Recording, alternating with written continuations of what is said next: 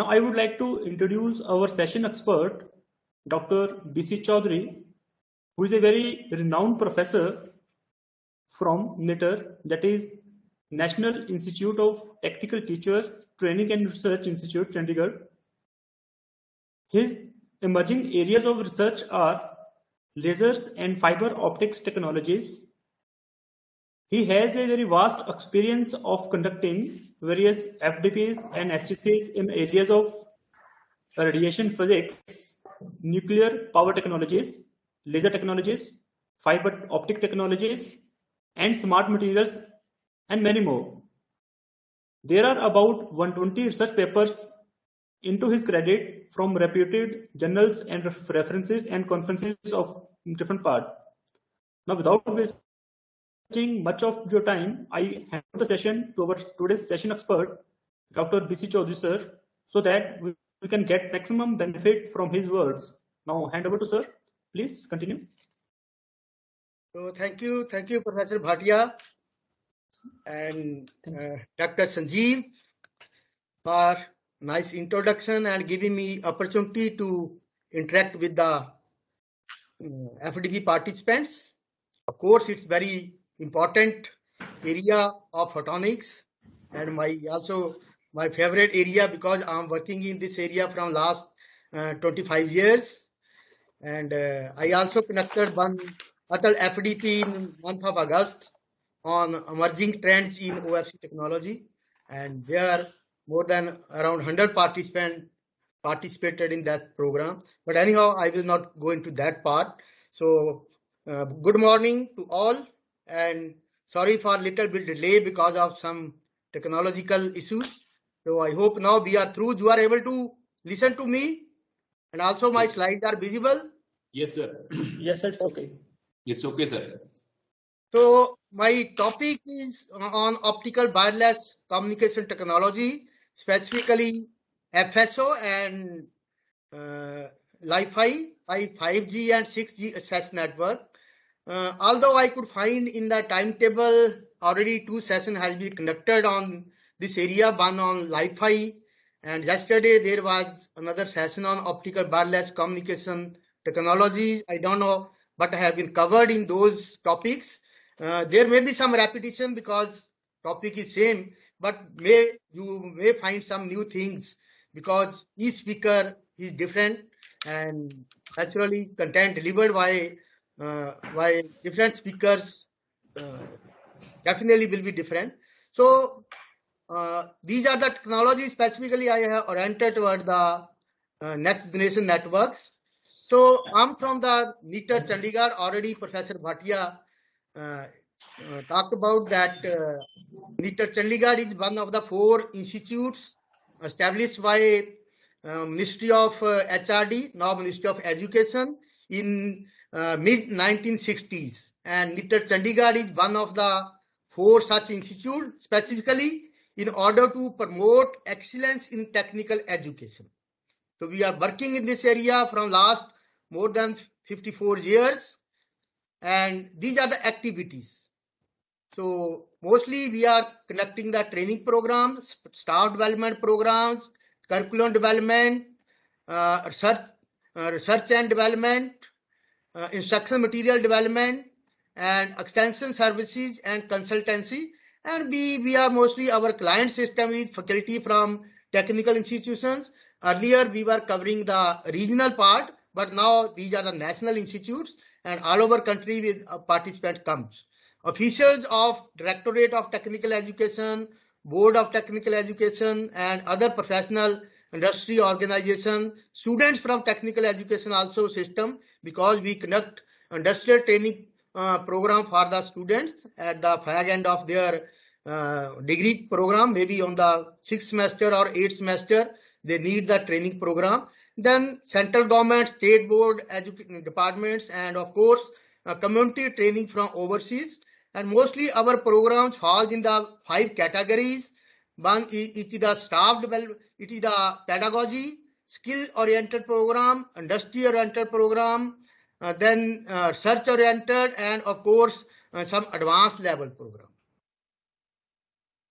So this is the content outline. I will start, just give you idea about the requirement of 4G. 4G we are already working. 4G, 5G, 6G networks. Then some trends in the OFC technology. Of course, I will not go into detail, but what are the trends? What maturity OFC technology has achieved? I will just want to share with the participants that will form the foundation for the optical wireless communication technology. So optical wireless communication systems and key characteristics. FSO, specifically on FSO communication, it is a free space optics. And then of course Wi-Fi systems. Then challenges of next generation networks, and then ultimately conclusion of the session. So these are the all system generations. You all know we are all from the electronics background or engineering background. We know we have different generation system, 1G, 2G, 3G. Presently we are working in the 4G system, and where the data rate is of the order of maybe 100 Mbps. This is the minimum requirement in the 4G system. And then of course 5G systems are you can say near to implementation. Maybe these were supposed to come into existence by 2020s, but maybe because of the pandemic, the commissioning has been delayed. So maybe by mid 20s, 5G system will be in the working position. So then of course also predicted the 6G system. Maybe after 2030s, the 6G system will come into existence. So here the data rate is more. In 5G, it is around 10 Gbps, and in the 6G system, it is around terabits per second. And then of course, with the development of fast internet of things, artificial intelligence, virtual realities, big data, all these are the needs of the coming generation systems, where we need high data rate. High data rates are required. So if you just look at just a simple comparison in the 4G technology, the idea was to efficiently support the increasing heterogeneous multimedia. So we have the mobile, we have the internet, we have the other devices, PDAs. So idea was to connect the diverse set of multimedia, different set of multimedia. But in the 5Gs, now with the explosion of Internet of Things or artificial intelligence, machine learning, so it need more you can say more demand for connectivity. So diverse connectivity of devices, order of magnitude improvement in some key characteristics which are expected in the by 2025. So when we move from 4G to 5G, major part is the high data rate. You know, the existing system, they work only maybe up to 100 up to Mbps, or maybe 1 Gbps or 2.5 Gbps. But in the 5G, we need more than 10 Gbps. So high traffic volume is required, more data, massive connectivity, more and more devices or future generation devices, all smartphones, other phones, high user data rate link. So it needs Gbps, gigabits per second, or terabits per second of the data. Extremely low latency, very, very fast communication, low latency of less than milliseconds, and of course low energy consumption. Energy is also very, very important. So we need a device which operate at very, very low, which require very, very low power. So this is all about the key characteristics of 5G and 6G networks. So all I have already discussed. Only the requirement is that in 5G, more multimedia devices need to be connected, Internet of Things, vehicle to vehicle connectivity, city to city connectivity. So, and all Wi-Fi, they all part of this. So it demand for ultra high dense network, small cell network. Now presently our mobile, it cover maybe more than 3 kilometers of its circumference. But now we need, as a result, we have many problems with the connectivity. So we need the small network. More towers are required, higher spectral efficiency, low cost, and offloading of heavy traffic to indoors. Okay. So all these parts are required. Then, in order to fulfill these requirements, these can only be fulfilled with the optical communication, because microwave, radio wave, microwave, they have limited bandwidth. So whereas if we move to the higher up in the spectrum, the frequency increases and bandwidth also increases, because bandwidth is directly proportional to frequency. So higher the frequency, more will be the bandwidth. So if we look for the optical communication, it will be basically in the optical frequencies. Optical frequency means we have the IR part, we have the visible part, we have the UV part. So it is the light communication, light which we get from sun. It comprises of all these frequencies. So whenever we say the optical frequency, it means visible IR, visible UV part.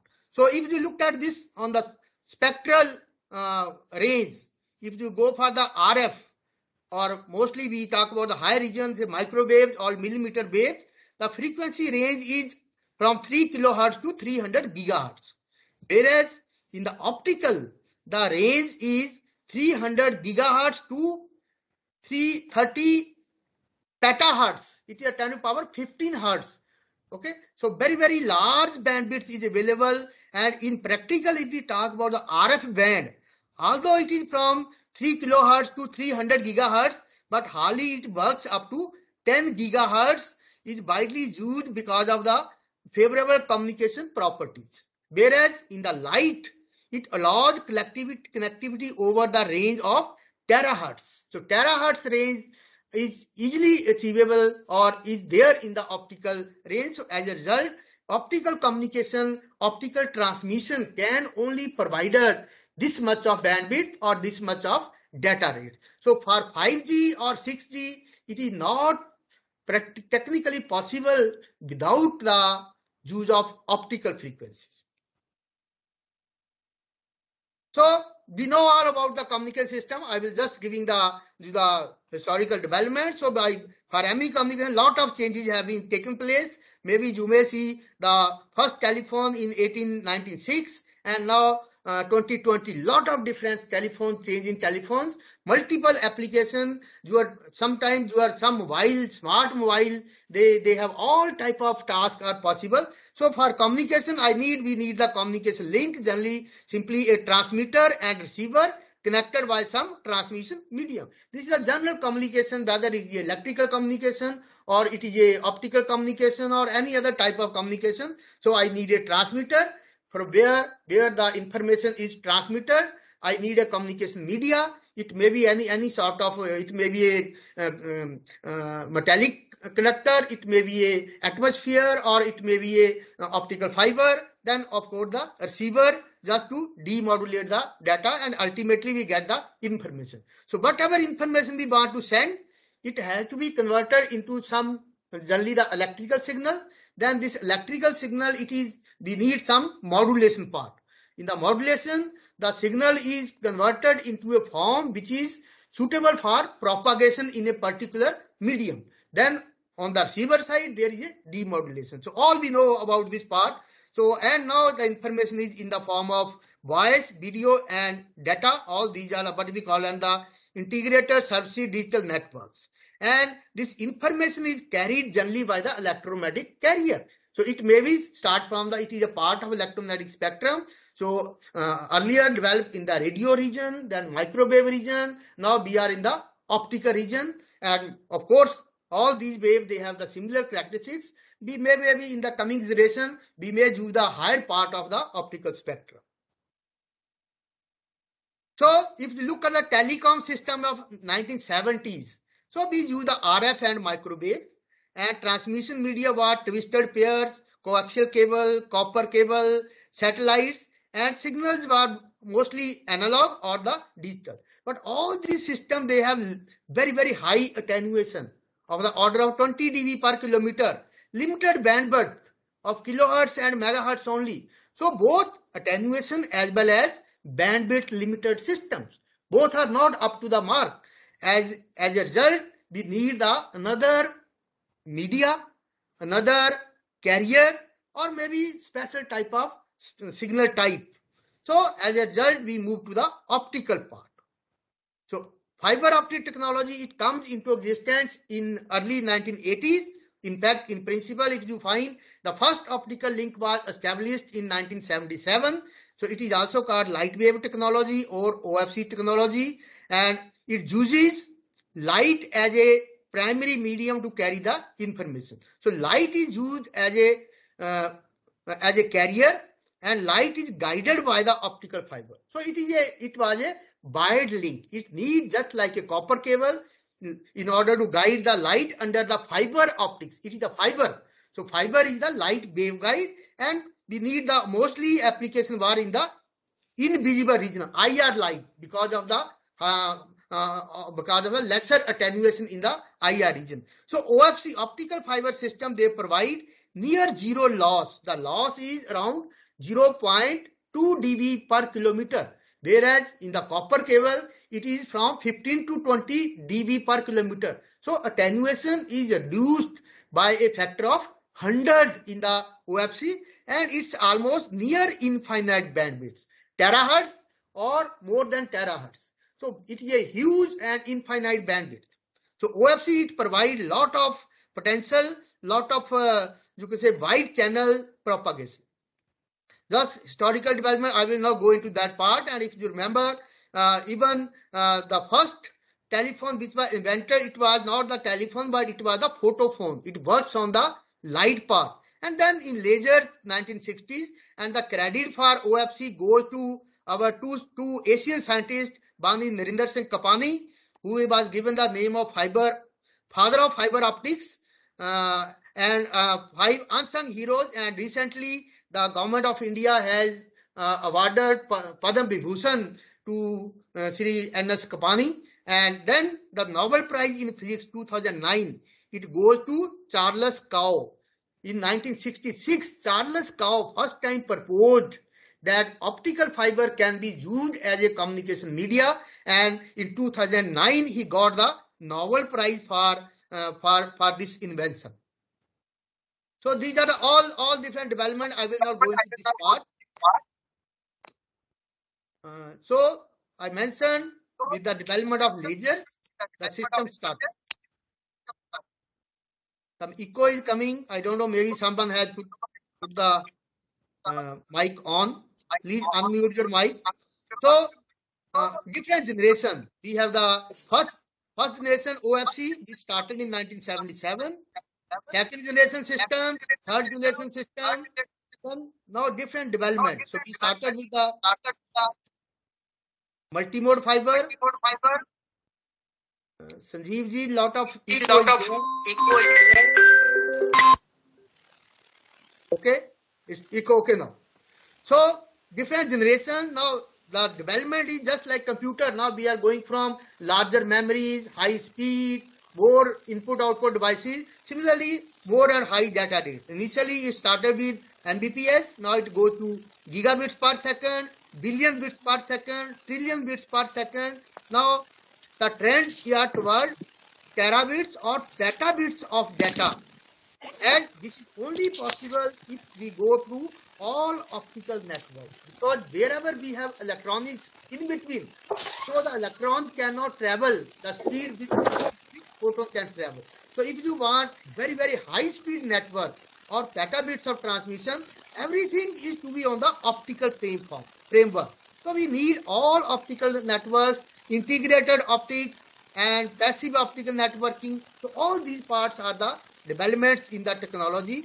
And if you compare just the communication channel capacity. So if we have a copper cable as a medium or RF communication, the bandwidth is of the order of 100 kilohertz. Our coaxial cable, it can go up to 10 megahertz. But with the optical fiber cable, the bandwidth is more than 40 terahertz. Okay? Huge bandwidth. I mentioned infinite bandwidth and repeated spacing. Repeated spacing is where we have to repeat the system. We have to put the amplifier. So in OFC, more than 100 kilometer repeated spacing is practically working, and data rate more than 40 Gbps with the conventional optical fiber. Now we have the 100 Gbps or even 400 Gbps systems are practically in the working condition in some of the advanced countries. So this is the basic optical link. So if you look at this part, we have the transmitter, we have the receiver, and they are connected by the optical fiber. The role of transmitter, if you look at this part, is here the electrical signal is converted into optical signal. And optical signal is launched over the optical fiber, and on the receiver side, the optical signal is received by the detector. It converts optical signal to electrical signal. Then of course there is a pulse processing. All electronics is involved. Maybe the digital signal processing, neural network, AI. All these will be involved in order to improve the system, in order to improve the signal, and different type of modulation formats. We have the maybe the intensity modulation. We have the you may call as the binary DPSK, PSK, ASK, or now OFDM. All different type of modulation also plays very important role in running the high capacity system. Even data type, whether it is a RZ data, it is a NRZ data, or any other type of data, all of course, whatever is systems are involved in the electrical system, all these systems are involved for data processing. Data processing before the transmitter, data processing after the receiver. That is all the electronic part, because all our information is firstly converted into the electrical signal. So all these processing are required before the signal is modulated and after the signal is demodulated. So all these parts, we all know we have the transmitter, optical fiber, no source, it can be LED or it can be laser, injection laser diode, optical fiber, multi-mode fiber, single mode fiber, or any different number of type of fibers are now there, what we call as the multi-specialty fibers. And receivers are generally PIN or APD. So most of the part is covered by the optical fiber. So this is the fiber as a transmission media. We all know the light is transmitted by total internal reflection, and optical fiber, it comprises of a core and cladding, core of high refractive index, cladding of lower refractive index, in order to fulfill the total internal reflection condition. So then only light can be traveled. We know in our, maybe in the secondary classes, that in order to pipe the light, for sending the light through a pipe, total internal reflection is the only phenomena which is applicable in order to guide the light to long distance. And these are the optical wavelength operations. Wavelength operations are decided in any telecommunication on basis of two parameters. One is the attenuation, other is the broadening of the pulse. So attenuation has to be minimum, and broadening of the pulse is also to be minimum. Then only we can have the high data rate. In optics we call it as the dispersion. Dispersion is broadening of the pulse. So both attenuation and dispersion has to be minimized. So all fibers have been specially prepared to minimize the attenuation loss and to minimize the dispersion. So as a result, if you look at the standard silica fiber, so these are the attenuation, it is minimum at 1310, there is a window, and 1550 nanometer. And in between there is a peak. This peak is because of the moisture content, because of the hydroxyl ion. So if we remove this peak, if you eliminate this peak, you will have the full window from 1300 to 1600 nanometer. So as a result, optical fiber of course, the first link started at 850 nanometer window, where the losses were around 4 dB per kilometer. Then it's come to 0.5 dB per kilometer at 1310, and then 0.2 dB per kilometer at 1550 nanometer. It is all because of the Rayleigh scattering. So Rayleigh scattering is proportional to 1 over lambda 4. So if you work at higher wavelength, attenuation will be reduced. That's the reason why we are working at the IR region, because wavelength is higher, in the order of 1310 nanometer or 1550 nanometer is the IR wavelength. In fact, the first OFC system started with the visible light using helium neon laser, but the loss was more. If you work at the lower wavelength, the loss is more, 1 over lambda 4. So most of the system, they are working at the 1310 and 1550 nanometer. So these are the both active windows for telecom link, because dispersion is minimum at 1310 nanometer and attenuation is minimum at 1550 nanometer. So both are not minimum at single wavelength. So both the windows are active. If you want to achieve long distance, it is better to work at 1550 nanometer. And if we want to want high data rate, so better to work at 1310 nanometer. But now we have the special type of fiber, which we call as the dispersion shifted fiber, where both dispersion and attenuation are minimum at single wavelength. So I will not go to that part. So as a result, we have the long telecom link. This is the simple our system. So this is the after 100 kilometer, we have the amplifier, we have the fiber span, 1 span, 2 span, 3 span. So naturally, after certain distance, we have to put the amplifier to attain the desired signal to noise ratio, and maybe after certain distance we need the regenerator to regenerate the signal for all those applications. So all these systems, typical long haul telecom link, they are providing all the communication services over the globe, over the long distance. And now we have the, so in earlier part we have the point to point link where we use the single link. Now we have the multiple link. This is called the wavelength vision multiplexing. So we know in order to assess the number of users, because if you have a point to point link, it is a one user only. So we have different technology of multiplexing. We have the spaced vision multiplexing where we can add more and more fiber. We have the timed vision multiplexing where we can reduce, make the pulses more and more narrow. And then we have the wavelength vision multiplexing where we can use the number of wavelengths simultaneously. So all these technologies are there. Hopefully you are familiar with that part. If we go for the spaced vision multiplexing, we have to add more and more fibers. That may be time consuming because laying and installing the fiber is a very, very cumbersome process. So as a result, if we go for the TDM, you make the pulses very, very narrow. You may need the nanosecond pulses, which is very, very difficult to produce, generate in the electronics, or you need very, very fast electronics. So that may also take some time. But WDM, number of wavelengths are easily possible. We have the number of lasers covering IR to UV region. So lasers are already there in existence. So implementing the WDM is easier as compared to the other two technologies. But naturally there is a development of all the three parts. So they can be all benefit of each technology can be integrated.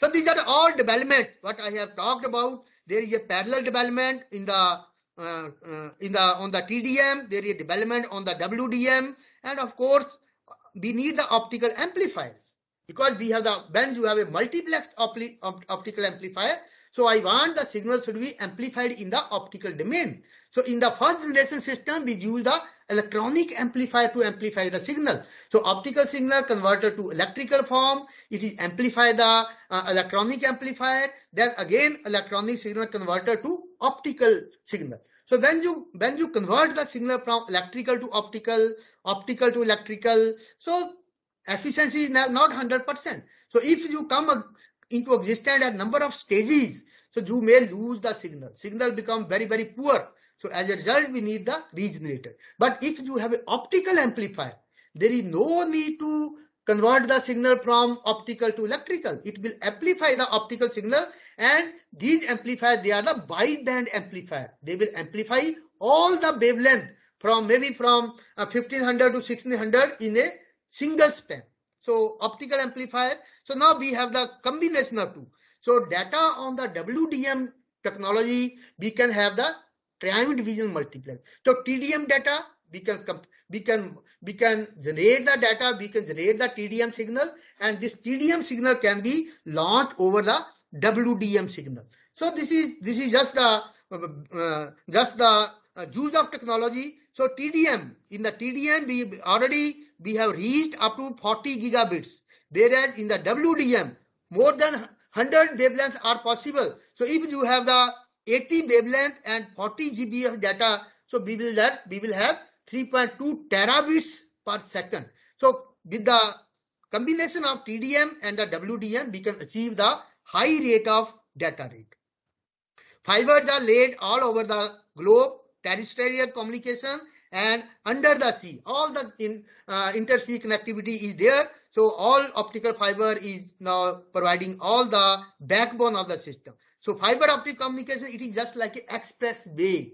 So You know, we have the 4-lane expressway, 6-lane, 8-lane. So it is just like an express lane. So the more the number of wavelength, more will be the lanes. All the company, they are working on different rate. So light wave communication system applying DWDM, EDFA, it is the erbium doped fiber amplifier, optical amplifier, and dispersion compensating fiber.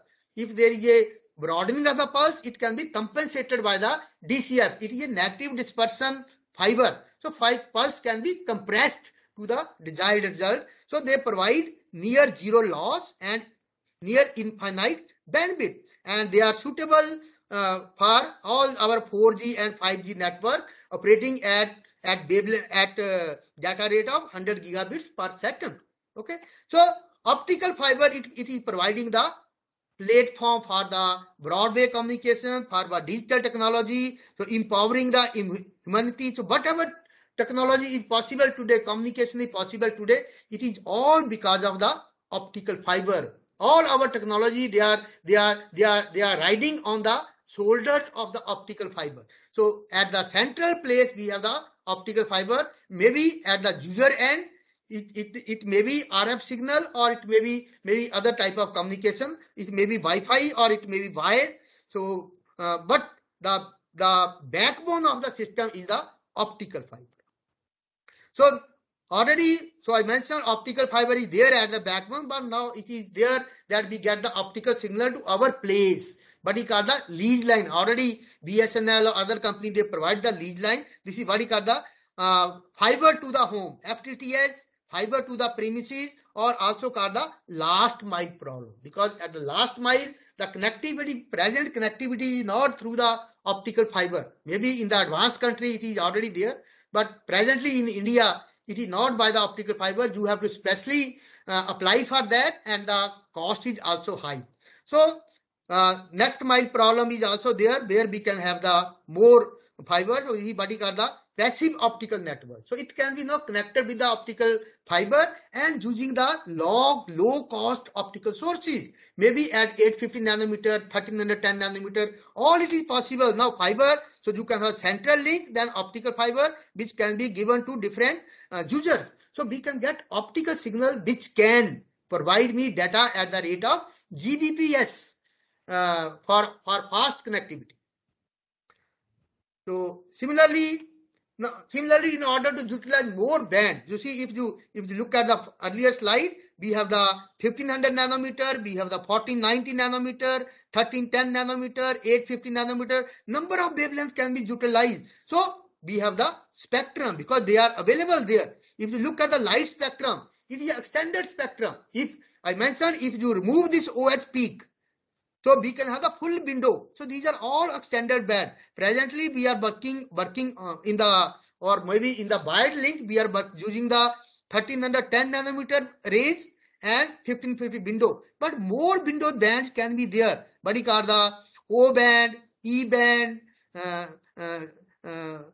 band. All these are band because spectrum is a huge spectrum. It is a wide spectrum. So only we have to improve the property of the optical fiber. So now all companies have developed what is called the all wave fiber. So in the all wave fiber, there is no hydroxyl peak. It is a full window. So I can utilize 300 to 1600 nanometer of the wavelength. 300 nanometer of the wavelength can be utilized. So it will give me the full spectrum. Already these companies like Lucent, Corning, OFS, Hawaii, they have developed what is called the all wave optical fiber. But only the cost is somewhat more than the conventional fiber. Even not much difference, but now all wave fibers are also there where we can use the extended spectrum of optical fiber. Only the loss may be somewhat more, but the distance is also very less. Last mile problem, we are talking only maybe 3, 4, 5 kilometers. So where the attenuation is insignificant. So all wave fiber, and next part is the more and more data rate. I talk about the petabit transmission, So for that purpose, we need the different type of fiber, what we call the space division multiplexing. Because with the WDM or with the TDM, the fiber cannot work at still more data rate. if you find in the literature, in the research, it has been proposed that if you work with the optical fiber in the range of maybe 10 Gbps or so lower the data rate, lesser will be the problem, what we call as the non-linear effects in the optical fiber. Fiber get fused if we work at the high data rate. So as a result, it is proposed that instead of the going to higher and higher channels or data rate, it is better to go for the spaced division multiplexing. Add more fiber, but not that practically adding the more fiber, but making the fiber different. Now the fiber will be the multi-core fiber. So in a single fiber, there are the multi-core, maybe 7 core or 19 core. So all these has already been developed. NTT Japan in 2012, they demonstrated that petabit transmission is also possible. They use the 12 core multi-core fiber. So 12 core means 12 fiber in a one fiber. So it is similar to spaced division multiplexing. It is not individual core fiber, but cores are different. Cladding is same. Okay, so same single cladding and multi cores. So and they use the concept of fan in and fan out, because at the end side the data is not very high. The data rate may be in the form of a few Mbps or few Gbps. So single optical fiber can handle that data rate. But when we go for the international connectivity, inter-country connectivity, in that case, data rate is very high. The data of whole country will be transported. In that case, you need the multi-core fibers. So petabit transmission has already been proposed, and maybe in the commercial application in the coming years. So photonics, you may have heard, photonics is the technology of future. Maybe in the coming generation, it is all photonics which will able to serve the communication society. So maybe in the coming 20 to 30 years, the communication system will be they will be only governed by the optical fiber or by the photonic system. It may be the wired optical link, or it may be the wireless optical technologies. So we are in the interactive mode. All the participants are able to listen to me. Participants, are we in the interactive mode? It's okay? Yes, sir. Yes. We are moving on right track? Yes, sir. Okay. Yes, sir. So, when the Charles Cow, he was given the Nobel Prize, so somebody asked, when will fiber become obsolete? His reply was, I cannot think of anything that can replace fiber optics. In the next 1,000 years, I cannot think of better system. But do not believe what I say, because I did not believe what experts said either. Because in 1966, when he proposed that we can use the optical fiber, nobody accepted that idea. But today, that is a very mature technology. So you don't know, but anything can happen in science. So whatever is true may not be possible today. It may be a very simple thing in the coming generation. It is all the power of science. Okay. So then, so wire technology, wire optical fiber, it has a lot of potential. It is providing all the communication, fulfilling all the communication need of the communication society. All our online classes, they are only possible because we have the optical fiber as the infrastructure in the communication. So next part requirement is the mobility, because now we are all dependent on mobile. Okay, you may forget to take your lunch box or forget to take your watch, but you will not forget to take your mobile with you, because now you will become totally handicapped without the mobile. It has become such an important gadget that it is not possible to survive without the mobile presently in the coming generations. So we have to fulfill the requirement of mobility requirement or connecting the devices. Now, if you are talking about the Internet of Things, they need the connectivity. And that connectivity is a mobile connectivity. That is not a wired connectivity. So naturally, any technology, it should fulfill the requirement of wireless technology. OFC is also not is also able to fulfill that part. So all of those technology, they are the free space optics, FSO, and visible light communication, or we call it as the Li-Fi. So the key characteristics of this part is, because already there we have the Wi-Fi. Wi-Fi, we have the radio connectivity, RF spectrum, but there is a scarcity of RF spectrum because it is already congested, it is already exhausted, and less throughput. It cannot provide you very, very high data rate. Few Mbps only. Optical wireless channel can offer gigabits of data rate or terabits of data rate throughput. FSO spectrum is license free. In the RF, all licenses are there because 5G has not been commissioned, because license has to be put on the auction. So once the license is given, then only we can run the system. And then FSO systems are generally difficult to intercept because they are so narrow.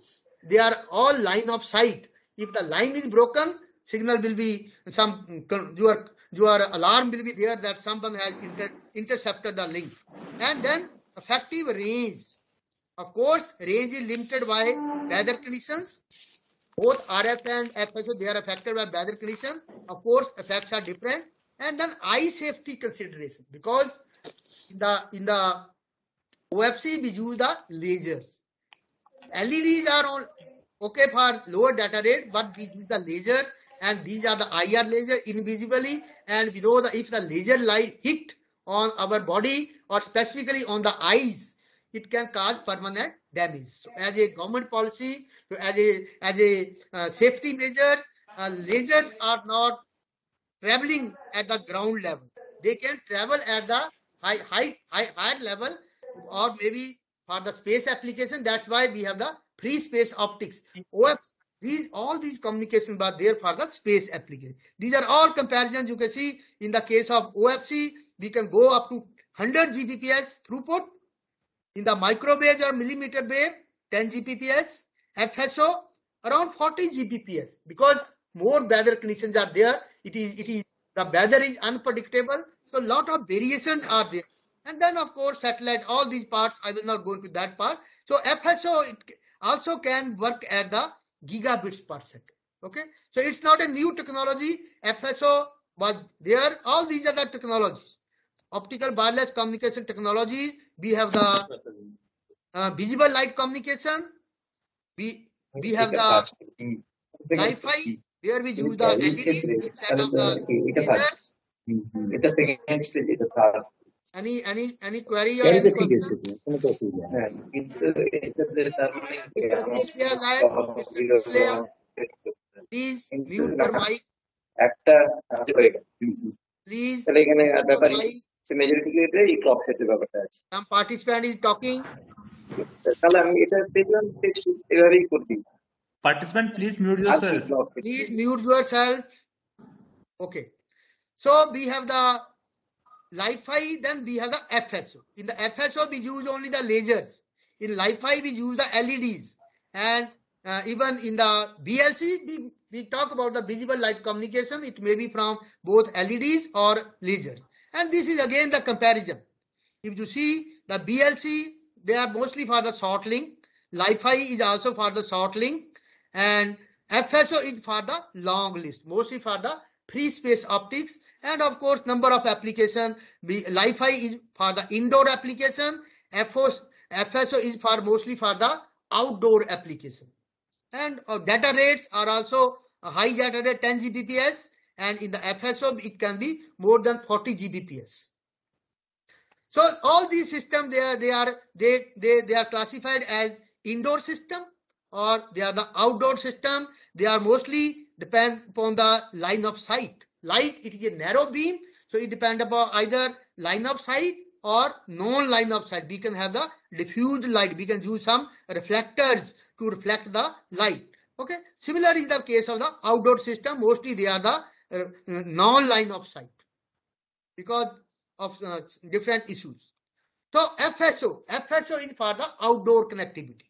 Okay, so it is an old technology originally developed for NASA and the military application of 1960s, well before the fiber optic comes into existence. So it is used for the satellite connectivity. All the satellite in the space, the communication of satellite to satellite is through lasers, and only what is required. And even the tall buildings, vertical buildings, in countries like US or Japan, in other countries, they believe in the vertical buildings, vertical expansion. So maybe more than 100 stories. So all they are connected by the FSO. You have the at the top of the building, we have the transmitter. It is the optical transmitter. On the top of the another area, we have the optical receiver or FSO receiver, because in Apollo 11 expedition, the laser was sent from Earth to Moon, and then we get the reflected light. So laser can be sent over the long distance. So vertical connectivity is there. Only the point is that the line of sight have to be applicable. So it is simply from the top of building we send the optical signal, then it travels through the space, through the atmosphere, and of course, because of all atmosphere turbulence, all the signal will be affected in many ways, but we have to see how we can minimize these effects, and then ultimately it is received at the top of the another building. Then it can be wired connectivity, or it can be connected, it can be through the Wi-Fi. It depends the policy. So FSO is a very, very old and important technology in order to work at the high data rate. So many countries, I mentioned, to satellite communication over the seas, long seas, 800 kilometers, 1000 kilometers, we can send the optical signal. Then tall building, they are connected, and they can also form the ring topology. Like this, we can have the all in the ring form. So building can be connected, and they are work at the gigabits per second. So gigabits links are already working. You may find in the literature on the internet, already gigabit systems are working.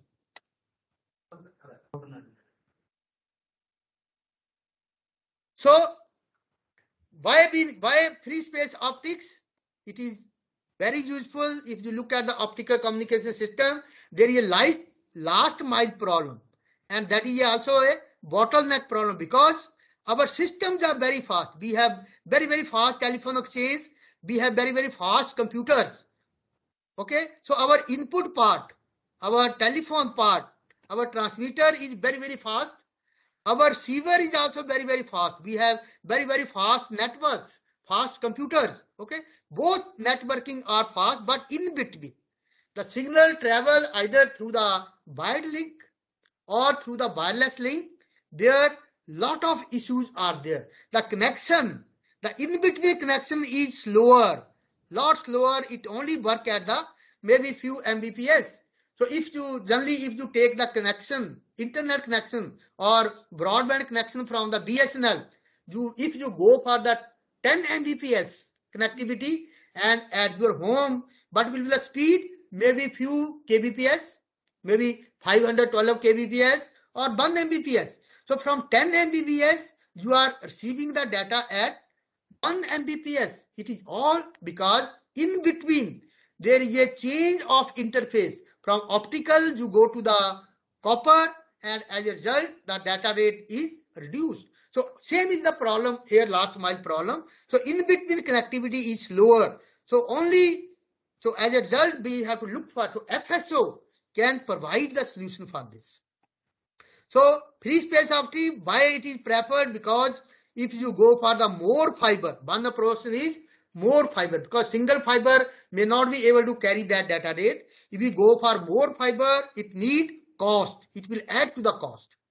Right of way, fiber has to be laid along some route. We have to approach the municipal corporation. We have to go for the license. We have to pay for that. Then permissions are required. Then trenching is required. Lot of civil work is required. Lot of labor is required, and lot of time is required. All it need the laying of the cable. So with FSO, especially through the windows, no permit is required, no digging is required, and no fees is required. Your optical transmitter, your receiver can be at the window of your house. So at the glass window, we can have the receiver. So FSO can solve all those problems if we consider this technology. So how FSO works, you see, it is on the same part. We have the network traffic, which is converted into pulses, and these pulses are given to the optical transmitter. It is the same optical transmission, only the configuration is different. Earlier we have the line connectivity, now it is the space connectivity. So the transmitter, it will transmit the optical signal. Of course, there is a broadening, there is a diffraction of signal. Then our receiver can be a wide band receiver. Mostly our detectors are not narrow, they are the wide area detector. Silicon detector, germanium detector, they are the wide area detector. They can cover both the spectrum from 850 nanometer to 1550 nanometer. So, and receiver, it performs the same purpose of the receiver, and the received signal can be processed electronically, and then it can be given to the user. So same duplex, full duplex is possible, only the point is the wavelength has to be different. So nowadays we have the transceiver. So in a transmitter, it emits at 1550 nanometer, it receives at 1310 nanometer. So both full duplex links are possible with the FSO. So whatever, anything that can be done with the optical fiber cable, same can be done with the FSO. It is the same part, only instead of the fiber, we have the free space as the communication channel. Of course, more difficulties, but then lot of technology development has been there in order to overcome those problems. So FSO deployment, it can be deployed at the top of at the roof of the building, or it can be deployed behind the windows. So we can have transmitter, we can have optical receiver, deploy it anywhere, wherever there is a requirement. It is a rapid installation without trenching and permissions. So it can be very easily fixed over at the outer part of the window. It bypass all the building, no rights are required, and this is all the equation. This is same equation. We see the power, received power. Received power is equal to transmitter power, and it is the, you could say, efficiency of the receiver part, A component. Then the another exponential part.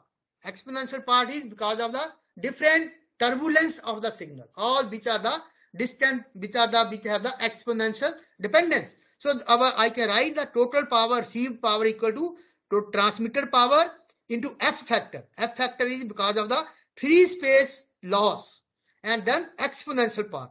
Exponential part is because of the atmospheric losses, because of the dimensions of the because of the scattering part, because of the diffraction part, because of the nonlinear effects, all those effects which have the exponential dependence. So channel loss is because of the number of criteria. Light, it undergo diffraction because dispersion is a inherent property of the light. Then scattering, different type of scattering. We have the Rayleigh scattering, we have the May scattering, we have the Thomson scattering, we have the Raman scattering, different type of scattering, because it all depends upon the size of particle. Scattering will depend upon the size of the particle. Then of course refraction and other what you call the scintillation. Number of these effects, there the wavelength will be different. Your wavelength will change. The change in wavelength will lead to change in the losses. So all these parts will be there, but we have the channel effects. So channel effects are because of the absorption of the signal. Signal is totally absorbed, diffraction, scattering part, and all these depend upon the weather conditions and the size of the particle. So channel effects, they will affect our signal. So we have to look for the how we can minimize these channel effects, how we can eradicate some of the phenomena in our communication. So as a result, one have to go for, these are the really challenge. These are all propagation equation, propagation of light through the atmosphere. Lot of models have been developed, lot of theoretical predictions are there. So independently they have calculated how to model the absorption, how to model the diffraction, how to model the scattering, how to model the scintillation. Different type of literature you can find have been come. The main issue is the refractive index. You see, propagation of the light will depend upon the refractive index. So refractive index can be taken as a two-part component. One is the constant part, other is the variable part. And this variable part, it depends upon the diverse conditions. So it will depend, it may mostly the absorption or signal, it depends upon the temperature, it depends upon the pressure, it depends upon the humidity. So many factors are there. So if we consider all those factors, we have the equation which consider delta n. The refractive index, here we consider all those parts. So propagation equations are there, you can find in the literature. All these standard equations are there. Where we can study these facts, we can model and we can simulate all these parameters. And this ultimately we have the path law, the intensity of the light.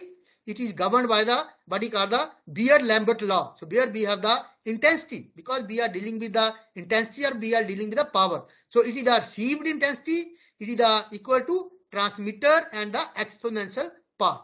So this exponential part, it depends upon, say, distance, integration, and then of course all those parameters. These are the space-time distribution of the particles. All it will come into consideration. We have to consider the how much light is absorbed, how much light is scattered, how much light is undergo scintillation. All they have to be studied, they have to be taken into consideration. And refractive index, I have already mentioned, number of standard equations are there. They are very, very successful in all these predictions. So we have to consider all those parts. The path laws, all these are the very, very challenging in the OFC. So all these challenges factor in the environment. Okay, so even the building motion also, because the tall buildings, they move with the weather conditions. There is a small movement in these buildings. So as a result, we know if there is change of angle of the light, the image will change by double the theta. So the beam will, so line of sight we have to maintain. So obstructions in between, fog conditions, weather attenuation, sunlight conditions, all they contribute to the part. So we have to consider all those factors, because all these factors, they reduce the power of the light, they attenuate the signal. So these are the building motions. I mentioned one have to consider that factor, because there is a building motion. So if there is one study from the Seattle in US, 15% of the building move more than 4 milliradians. 5% of building move more than 6 milliradians. 1% of building move more than 10 milliradians. So if there is a building motion, line of sight will not be maintained. So as a result, one go for what we call the mobile FSO. Now our receiver and transmitter, we have the different cells. Just like the tower, we have the different cells. So what we call the tightly packed LED transceivers around the spherical device. So this is a spherical device which keep on moving and which keep on the tracking. So we have the tracking systems. So where the line of sight is always maintained. Okay. So at a one time transmitter or receiver, one of the transmitter and receiver. So solutions are there. Of course, it will add to the cost, but solutions are there for all the problems. Okay. So we can have, just like the OFC, we can have the full optical FSO. It may be point-to-point link, optical wireless channel. It may be WDM wireless channel. It may be radio over the fiber, radio over the WDM, radio over the TDM, whatever is possible. Same is true with the optical fiber. True with the fiber free space optic. The benefit here is the non-linear effects will be minimum, because non-linear effects, they will depend upon the intensity. They are the curve non-linearity, and intensity is the power over area, power per unit area. And when we are dealing with the fiber, the area is very small. It is a 8 to 10 micron fiber, but here the area is more. So intensity effects will be very, very less in case of the FSO as compared to optical fiber. So lot of benefits are there of FSO. Of course, limitations are there because of the unpredictable weather condition. The channel is not certain. In optical cable, it is very, very certain.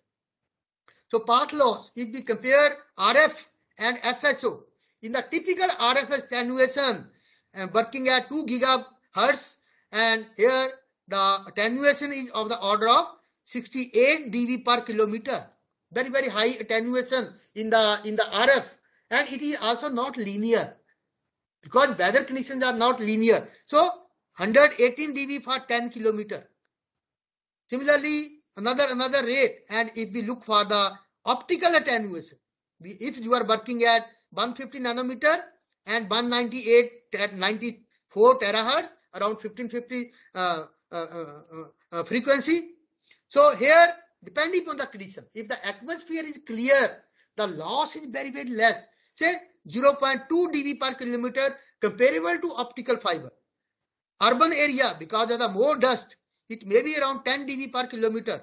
Like presently in Delhi, lot of dust is there. So loss will be more. If there is a rain, depending on the rain size, depending on the rain drops, it may vary from 2 to 35 dB per kilometer. Snow in areas here there is a snow, maybe around 100 dB per kilometer. Fog, light fog, dense fog, and maritime fog. So it all depends upon weather condition. So it is a variable attenuation. So depending upon the weather condition, your communication link will be of that quality. So as a result, it is proposed to have the hybrid RF and FSO, because FSO is most affected by fog and RF is more affected by rain. So depending upon the condition, FSO may be better under the particular condition, RF may be better under the different condition. So if you have if you have a hybrid combination of RF and FSO, you may get the very, very high connectivity. Maybe you can achieve the 100% connectivity with the availability of hybrid RF FSO link. So coexistence of RF and FSO can effectively solve most of the limitation of the individual communication link. Okay, so it is a hybrid RF and FSO combination. And if you see the comparison also, you can see FSO and millimeter wave. Millimeter is again in the RF part. If you look at the outdoor link, or we are to compare is on the lower side we have the distance, and on the y-axis we have the signal to noise ratio. So with the FSO, the signal to noise ratio is better up to certain distance, and after long distance then RFO overcome, because microwave can travel long distance. Okay, so they have the wide hoppings, whereas if you have an indoor application, in the indoor application even up to few meters FSO perform better than perform comparable to MFA, but at the longer distance the RF signal to noise ratio is better than the FSO. So maybe for the outer application FSO is more preferred, and for the indoor application, depending upon the distance, for lower distance FSO and RF they are comparable, but at the longer distance RF is better than the FSO. So both have the benefits over outer application and the indoor application. And then of course I talked about the FSO and RF integration. So here light beam control cannot penetrate the walls. Only limitation of FSO is it cannot penetrate the walls. You need the optical receiver, whereas RF can penetrate the wall. It has the long wavelength. So as a result, we need different type of architectural changes in order to increase the reliance over FSO and RF communication. So next generation networks will require denser infrastructure to cater to mobile user need. So we need not the connectivity or cells at far distance. They have to be very, very dense. More towers are required in the dense location. So transmission using FSO or wireless communication technology and millimeter wave occur in relatively demanding propagation conditions. Both systems suffer from increased power loss, but under different conditions. So we can get the benefit of integrated system. Drawback of one can be overcome by the benefit of the other system. And it is also the solution. So last mile problem I mentioned, either you can have the wire line, you can have the optical fiber to your home FTTH, or you can have the wireless RF link, or then FSO could be the another approach in order to solve the light mile problem. So beside wire line, wireless link, and FSO could be another approach to address the last mile problem.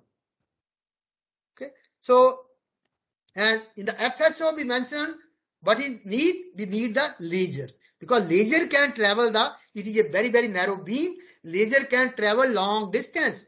LED cannot travel long distance. LED can only be used up to few meters, not kilometers. Laser can go to kilometers. So, and if we use the lasers, I mentioned, because of the eye safeties, because of the other issues, laser cannot be used at the low level, ground level. So even the laser shows they are already performed at the high distance. So optical communication without the lasers, and below I mentioned for optical communication we can have either lasers or we can have the LEDs. Now high quality LEDs are there which have the performance near to the laser. We have the surface emitting LEDs, we have the edge emitting LEDs, we have the superluminescent LEDs. So mostly edge emitting LEDs and superluminescent LEDs, they are used in the optical communication. They have the narrow spectrum, and they have superluminescent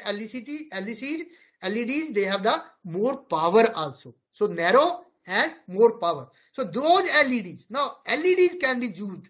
So we have the LEDs, now we have the smart LEDs, smart light bulbs, visible light. All now mostly our fluorescent tubes, the CFLs, now they are replaced with the LED lamps.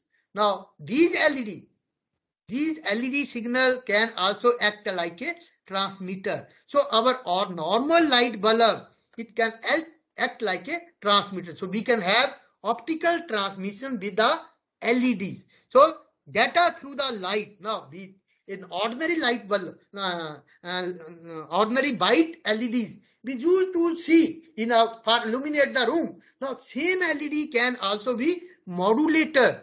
So data can also be transferred through the LED. Only the LED has to be a smart LED. So ordinary LED bulb has to be converted to a smart LED bulb where the light can be modulated. So it is what we call the Li-Fi. So the light from the bulb can be received by the photodiode, or maybe by any photosensor, or maybe by the solar cells. Okay, so we can have this is what we call the Li-Fi. If we use the LEDs, it is called the Li-Fi. If we have both LED and laser, we call it the visible light communication, VLC.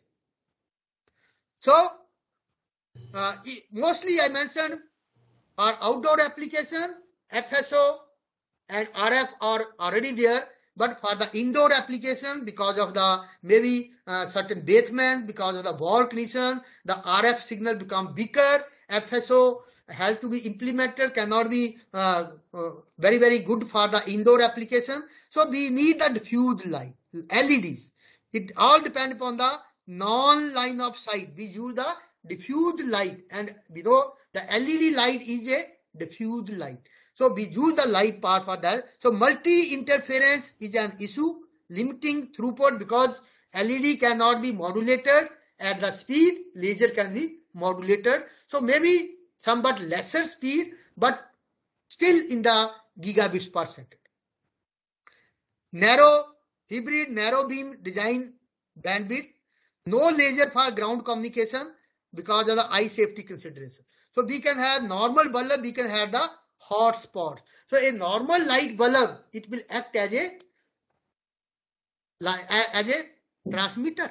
So we can create the hotspot like in the conference halls, like at the airports, at the railway stations, at the bus stops. So we can cover that area. So it is a diffused light. How much area it will cover, you will get the signal. So in the ordinary conditions, you have the RF connectivity, but if you want the high data rate, we can go for the Li-Fi at particular place. So normal indoor optical part can be there. You can cover that with the diffused light, and wherever you have the light, data can be there. This is what is the concept of Li-Fi. So BLC Li-Fi, because flickering light, and without then whenever there is a modulation, the intensity will change. And if the light is flickering, it is very, very annoying. So flickering light are annoying, but they have upside also.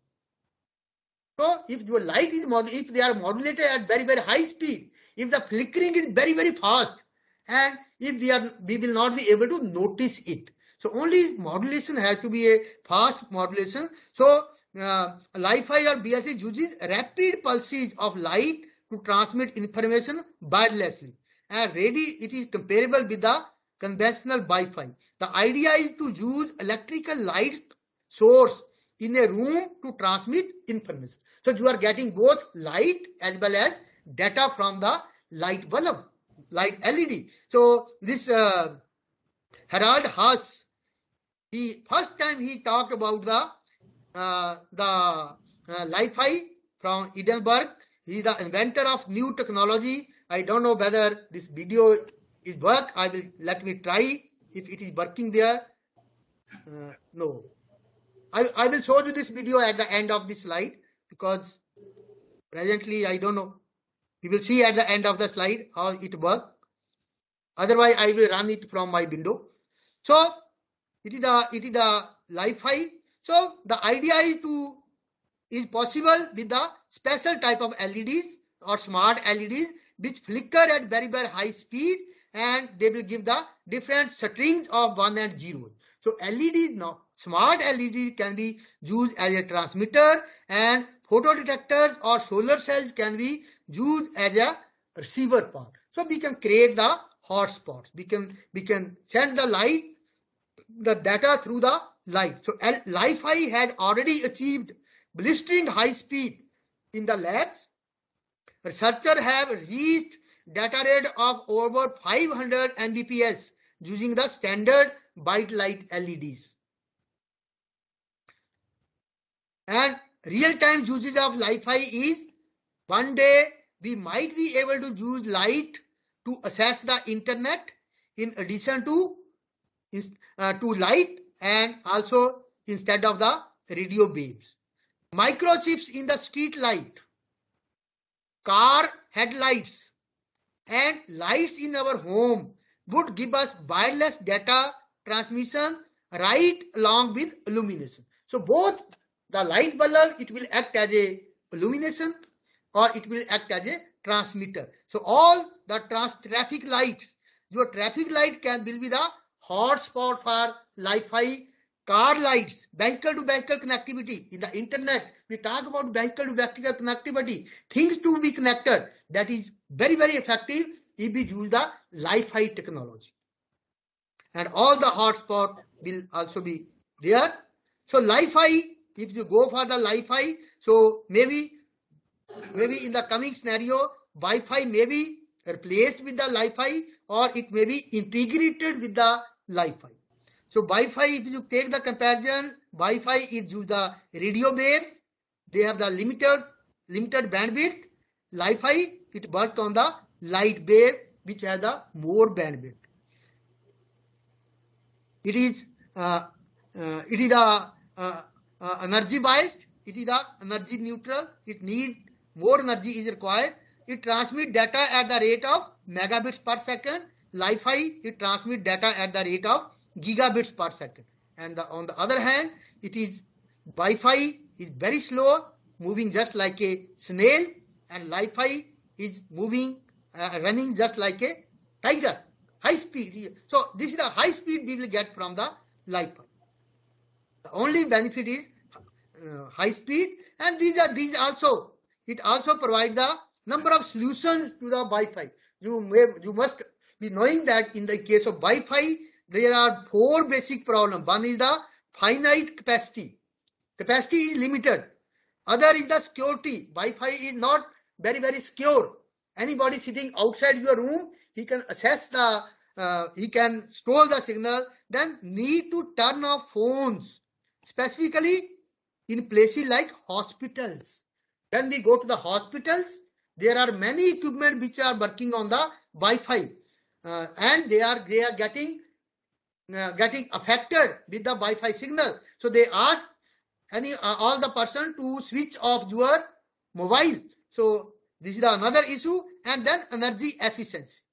So all these Wi-Fi, they are based on the tower. You see, the most of the energy is not used to transmit the radio wave. It is used to cool the base stations. All base stations, they need to be cooled. They need to be they consume a lot of energy. So as a result, all these 4 issues, they can be sorted out with the Li-Fi. Li-Fi fixes all the 4 things. You would not only have 14 billion light bulbs, but you have 40 billion Li-Fi transmitters, Li-Fi stations worldwide, which is cheap, cleaner, it is green, and even brighter future. So Li-Fi has many other benefits as compared to the Wi-Fi.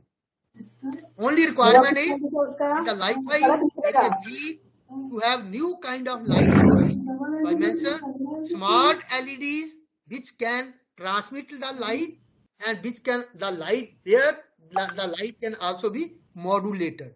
New multiple access techniques to utilize the existing electrical wiring. Of course, the signal has to be provided through the electrical wiring. We made different type of cables, or only the wiring that can be modulated. So major advantages I already mentioned. It is the radiation-free world because it will use the light, and light, we get the natural light. The light that we get from the sun, it comprises of the light only. So we know the life exists with the light. If there is no light, there is no life. So as a result, it is a natural world, it is a radiation-free world. The more people who participate, the greater the number of access points, and denser and richer will be the network. In the same way, Linux threatens Microsoft, Li-Fi threatens the existing traditional network and telecom. And expensive patent licensing is no expensive patent licensing is required. In the RF, licensing is very important issue. It costs a lot, whereas in light, no licensing is required. Some observation, of course, Li-Fi offer high bandwidth, lower SNR channel as compared to RF, depending upon the condition. So challenges are, of course, data rate, then uplink. Downlink is with the light, but uplink from the user, it has to be a different wavelength, or it may be of different frequency. So it is also proposed, maybe we have the visible light as a downlink and IR as a uplink. Again, the compatibility with the existing system, and it overcomes the possibility of low cost method to augment wireless capacity, because our LEDs, our antenna, they will not add, they are very efficient, they consume very less power, so they will add to the existing system.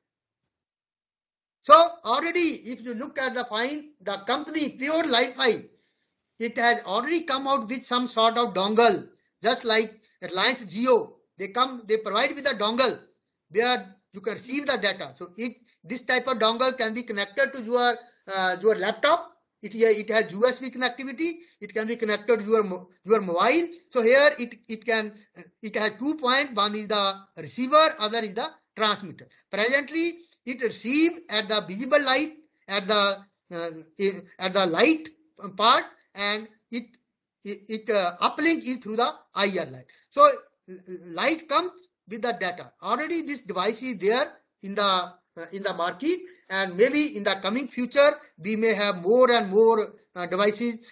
Like if you take the case of the major player like Microsoft, you see whatever new technology comes, Google, Microsoft, Apple, they tap those technology. Maybe in the coming years, the Microsoft may come out with a operating system which have inbuilt Wi-Fi. So you are able to access your laptop. Maybe what you call it, they may agree to turn off your laptop into a shared hotspot. Microsoft will give you free upgrade for its existing softwares. And Microsoft is now the biggest player in the data networking.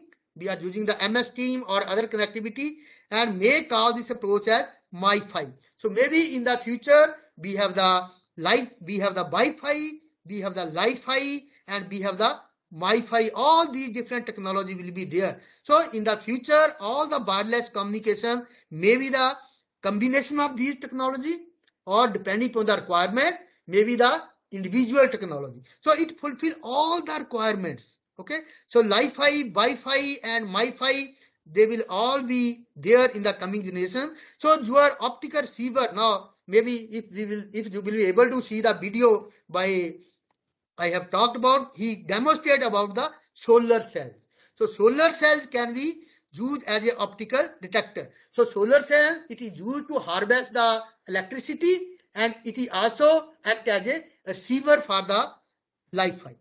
So next cellular network, I already mentioned, they need the densification of access point, heterogeneous access point, number of applications, and self-organizing networks. And in order to fulfill all those requirements, we need different type of SATMA. Already number of examples are there. You can see number of different type of connectivity, fulfilling the Wi-Fi, fulfilling the FSO, and all different type of connectivities.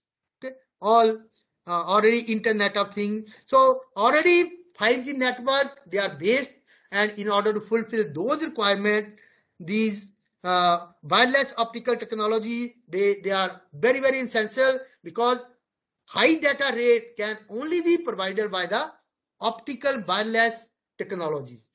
RF cannot work at the high data rate.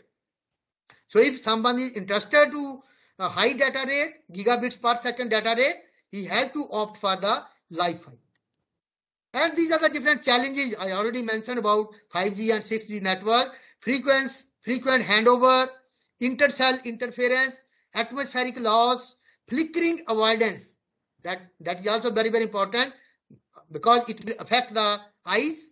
Data rate improvement of FSO backhaul system, limited uplink communication, and of course integration of the coming technologies, machine learning, AI, internet. They have to be integrated with the optical wireless communication technology if we want the better results. So these are the different challenges, and of course already number of companies, they in the past 10 years, lot of patents have been filed by different top countries. You can see this is the US and UK, South Korea, China. Already number of patents have been filed in this area, and some of these technology they may come into existence when the 5G network comes there, because in many other countries already 5G networks are working. Maybe in our country also it was proposed that maybe in 2022 this 5G net license, they will be auctioned, and we may get the 5G network maybe in coming 2-3 years. And these are the different sources I have used in order to prepare the content. Those who are interested, they can take these help of these slides. And this is what I have planned to cover. I started with I gave you the overview of the trends in the optical fiber communication, wide link. Then we discussed about the free space optics, optical wireless communication, Wi-Fi technology, and of course these are the technology of the future, and definitely they will fulfill the need of 4G or 5G or 6G networks of the coming generations. So I stop here. In case you have any query or any question, you can ask. And yeah, from participant sides, any doubt, please? Yeah, participants, if you have any query, you can discuss to our expert, Dr. B.C. Chaudhary, sir.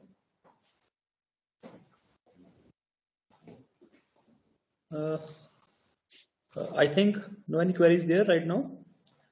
Still, if you have any query, you can just drop the message to us. In fact, mail to us. We can discuss accordingly to the expert, and he will revert in the MS team also. No problem. Fine. I have given my email also on this slide, Yeah. and I will provide the copy of slide. So in case anybody interested, you can write. Okay. Okay. Should we proceed now? I think no questions from the participants. Okay, fine. I think it's a time to thank. Sanjeev, if any already we are running late.